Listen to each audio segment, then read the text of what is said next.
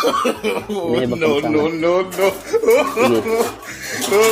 Ayan. Guys, ayan. Dalawa yan guys, dalawa. Dalawa yan na ugang. Guys, meron kami ditong dalawang inahin na magkasabay naglilimlim dun sa loob. Titingnan natin.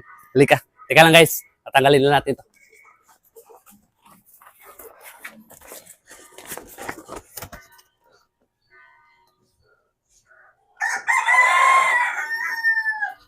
Dito sa loob guys. Titingnan natin.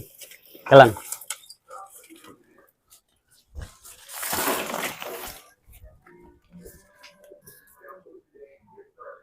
Tara guys. Yan na. Pero. Ayun guys. Ayun sa loob. Ayun guys. Hindi. Tanggalan itong plansyaw. Ito. Tanggalan na plansyaw. Adi. Teman-teman na nakakaulang. Guys, iilawan natin guys ng flashlight. Adi. Tanggal adi. Adi. Ito ng ating flashlightan. Ito tanggal. Hinahibang kamasamad. Sige. Ayan.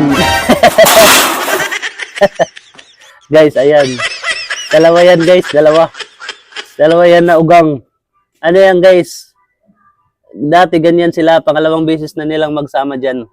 Dati nag-aaway sila, pero ngayon hindi na sila nag-aaway. Ngayon, kasama na sila. Tingnan mo. Ayan guys. Pag nagpusa yan, pag naging sisiw na yung kanilang mga itlog, magkasama silang nag-aalaga. Bali, dalawa silang ina. Dalawang inahin na nag-aalaga sa kanilang mga sisiw. Ayan guys. Ewan ko kung bakit sila nagsama dyan. Pero, ako ngayon lang ako naka-experience ng ganito guys. Ganito na magkasama. Nakakatawa lang guys, kaya sinare ko itong video na to. Ito guys, ang kwento nito.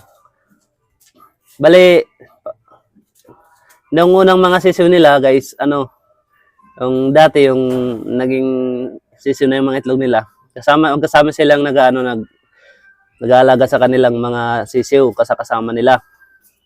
Minsan nag-aaway sila, nag-aaway. Yung dalawang inahin, yung mga sisiw nila, naghihintay lang sa gilid makatapos ng pag-aaway, balik ulit sila sa trabaho. Ayan guys, maraming salamat sa panonood guys. Ayan. Pag naging sisiw yan guys, i-videoan naman ulit natin. Guys, salamat sa panonood. Subscribe.